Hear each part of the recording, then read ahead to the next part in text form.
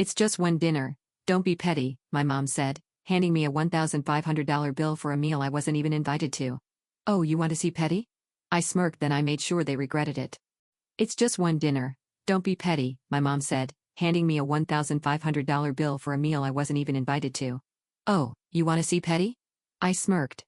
Then I made sure they regretted it. I lingered outside the bistro, fingertips shaking against the icy surface of the door, staring in at my relatives through the pane. They were smiling, clinking glasses, enjoying themselves, all while I stood outside excluded despite having received an invitation. My name's Emma, 35, and I've always been the one pushed to the sidelines, the ignored daughter, the one no one noticed. Even after earning top honors at Ivy League University, securing a senior title at a renowned consulting agency, and creating financial stability all on my own, I was never considered good enough. The spotlight never drifted from my younger sister, Scarlett, 31. It stayed fixed on her like it belonged there. I never imagined a simple dinner gathering would become the final blow that ended 2 decades of quiet endurance. The pattern was set early. When Scarlett got a participation prize in a 3rd grade spelling bee, my parents hosted a full-blown backyard celebration with food, balloons, and the whole neighborhood. When I was accepted into Ivy League University on a partial scholarship, my mom barely acknowledged the letter and asked whether I could cover the rest of the cost by myself.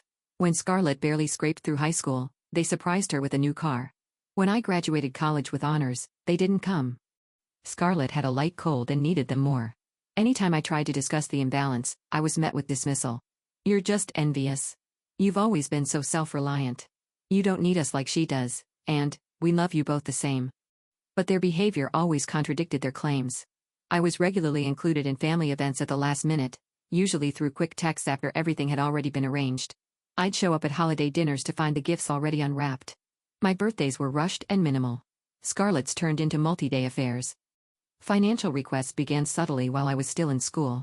Even though I held down 3 jobs to manage tuition, my parents called with sudden emergencies. Scarlett needed a new laptop or the car she crashed needed repairs. They always framed it as helping the family, reminding me that with jobs and scholarships, I had extra funds. I sent what little I had living on cheap noodles for weeks, while watching Scarlett's posts from restaurants and shopping malls. After college, the demands escalated. Could I help with her auto insurance? Contribute to their anniversary gift? Cover her credit card bills? Surely, I could manage it with my big corporate paycheck. Each request came laced with guilt. Refusing implied I didn't care enough.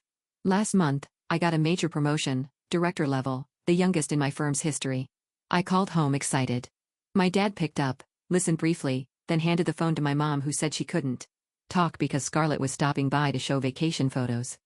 Then just last week, I received a text. Family celebration dinner this Friday at 7 p.m. at the Pinnacle. Come if you can. No explanation. No mention of what we were celebrating.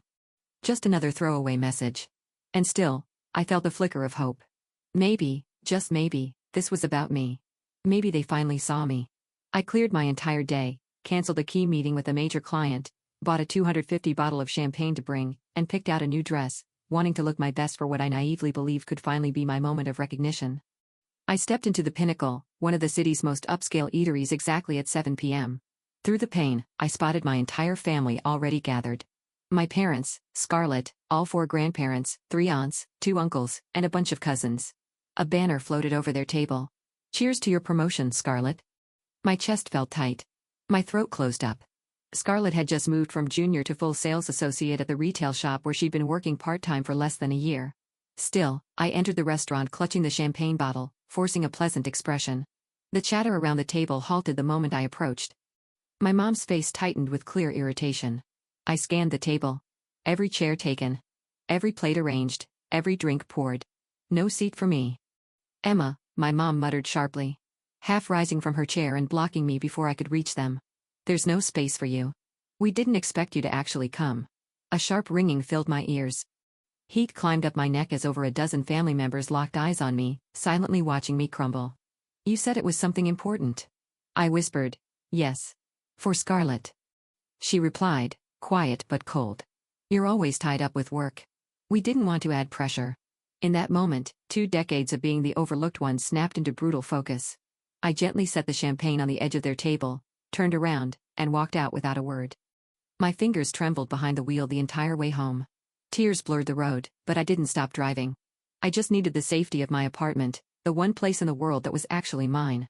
The knock on my door the following afternoon wasn't shocking, but their reason was. My parents stood in the hallway, not with guilt, but with the usual expression they wore before requesting money, expectant, entitled. My stomach turned. The energy between us felt heavy, dense with assumptions. The bill came out to $6,000, my father stated flatly as I let them in. His voice matched the one he used years ago, calling during my college finals to say Scarlett needed $3,000 for a study abroad deposit. Your portion is $1,500. I stared, convinced I misheard. My share? I wasn't even at the table. You were invited. My mother jumped in, arms folded. We booked the reservation for the full group including you, but just yesterday you told me you didn't expect me to come. I said, voice steady, though a storm brewed inside. That's not the issue. My dad waved off. It was a family dinner. You earn well now with that shiny new promotion. Families help each other. After everything we've done for you, my mom added, slipping into her well-rehearsed wounded tone, you're really going to argue about contributing to your sister's big evening? I could barely breathe. Everything they'd done for me, the tuition I funded through scholarships and exhausting jobs, the graduation they skipped, the birthdays they brushed off. I won't be paying for a dinner I wasn't welcome at, I said calmly, but firmly. My dad's expression darkened. So after all this time, you're still bitter about Scarlett's accomplishments? This isn't about Scarlett, I replied. It's always been about Scarlett to you, my mother snapped. You've held resentment since she was born. We try again and again to include you, but you're too busy, too successful, too removed. And now you won't even help celebrate her moment? I think it's time for you both to go, I said, walking to the door. They stood up huffing with frustration. My mother's eyes welled up with practiced tears. You'll regret being this selfish, my father said coldly as they stepped into the hall. Family lasts forever, Emma. That fancy title won't keep you warm at night. The latch clicked softly as the door shut behind them. A quiet sound that contrasted the emotional wreckage they left behind. I naively assumed that would be the end of it. But by the next morning, while I was barely halfway through my first sip of coffee, my phone erupted with alerts. I hadn't even fully opened my eyes when I realized my family had coordinated an ambush. My mother had posted a carefully worded status online, framing herself as a devastated parent, abandoned by her ungrateful daughter, who refused to honor her sister's success out of spite. She portrayed herself as a confused, heartbroken mom, wondering where she went wrong. Scarlett's post was far more blunt. Imagine your own sister skipping your promotion dinner and then refusing to help with the cost. Sometimes blood isn't thicker than water. Within minutes, a swarm of replies rolled in from extended family. Aunts, uncles, cousins, they all jumped in to share their disappointment. They recalled years of cold behavior from me at family events. They said I'd become arrogant, selfish, too proud now that I had a big job and a fancy lifestyle. It was clear they'd been writing this version of the story for years, and now, they'd made me the villain. My inbox filled with messages from relatives I hadn't spoken to in months. How could you do this to your mom? Scarlett has always had your back. You've changed so much and not for the better. I collapsed to the kitchen floor, phone gripped and shaking hands, and let the tears come. Not quiet ones, but heavy choking sobs that tore through my chest and left me gasping for air. The pain of years of neglect condensed into that one overwhelming moment of public shaming. That same evening, I called my therapist and begged for an urgent session. I spilled everything. When I finally stopped, she said quietly, "This is emotional abuse." Then came the harder part. "What are you planning to do about it?" Her words echoed in my head long after the call ended. As the digital attacks from my family kept pouring in, I couldn't focus at work. Sleep vanished. The anxiety I thought I'd outgrown returned with a vengeance. Then something I hadn't expected happened. A message came through from Alice, my cousin, the daughter of my mother's sister. It simply read, "I know what's really going on, Emma. I've seen how they treat you. It's not right." That one message shifted everything.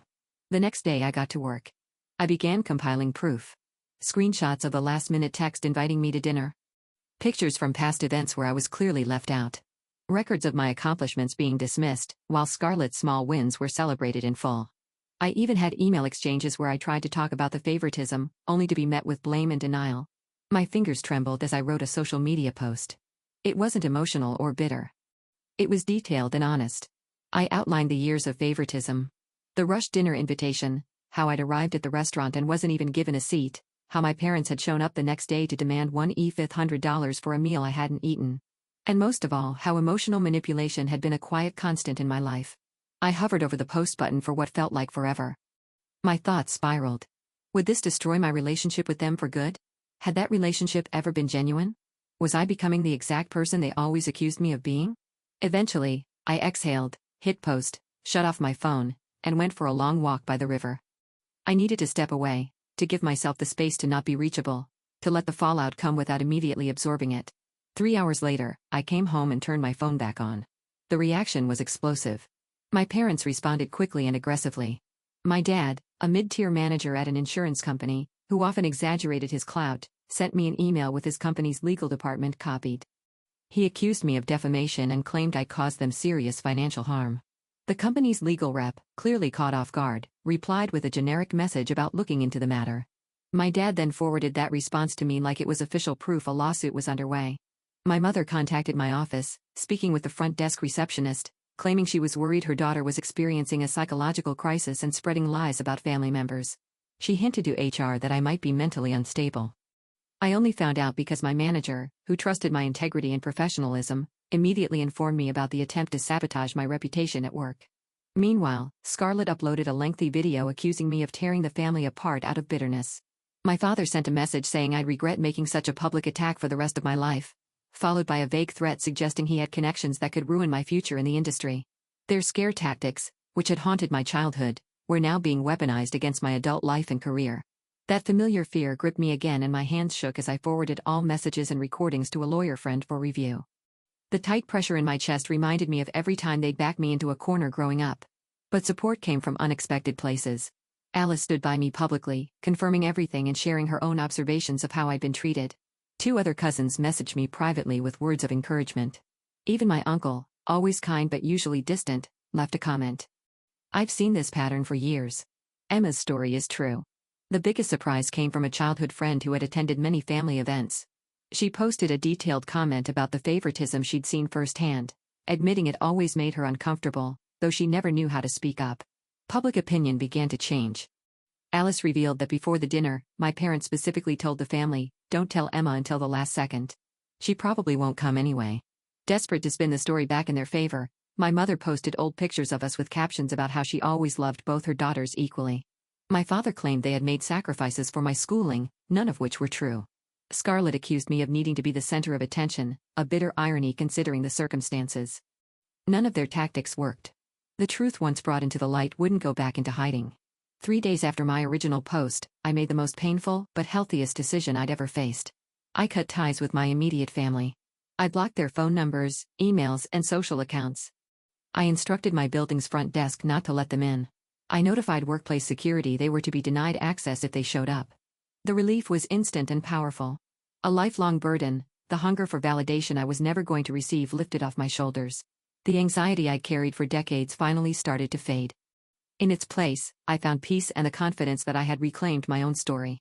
I built a new circle around me, trusted friends, caring extended relatives, colleagues who appreciated my contributions, and chosen family. Weekly therapy helped me recognize the emotional abuse and scapegoating I had endured since childhood. I realized the issue was never me. I had simply been assigned the role of the family scapegoat, and nothing I did could ever rewrite the script they had written. 3 months later, I received one private message, Scarlett's. Somehow, it slipped past the barriers I'd put in place. "I always knew they treated me better," she admitted. "It was just easier to go along with it than to speak up. You were stronger than I ever was, but did you have to burn down the whole family? Couldn't you have just walked away quietly?" I chose not to reply to her message. It revealed everything. The truth was now out, but she still focused on herself and her discomfort over the years of suffering I had gone through. She still wanted me to bear the weight silently, so she wouldn't have to feel uneasy. Through mutual acquaintances, I found out my parents were still portraying themselves as victims, blaming me for ruining the family, while refusing to admit their own role. They attempted to contact me through others multiple times, not to apologize, but to insist I fix the damage I supposedly caused to their image. I remained unaffected by their efforts. The girl who once desperately craved their approval had finally evolved into a woman who acknowledged her own worth. I finally realized that family isn't determined by blood, but by love, respect, and reciprocity. The $1,200 dinner bill they insisted I pay was the final invoice for a lifetime of emotional debt they tried to convince me I owed. By refusing to pay it, both literally and metaphorically, I purchased my freedom. The empty seat at that celebratory table wasn't a symbol of my exclusion, but of my liberation. Sometimes the most significant act of self-love is walking away from the table where you're only given scraps and building your own table where everyone is truly welcome.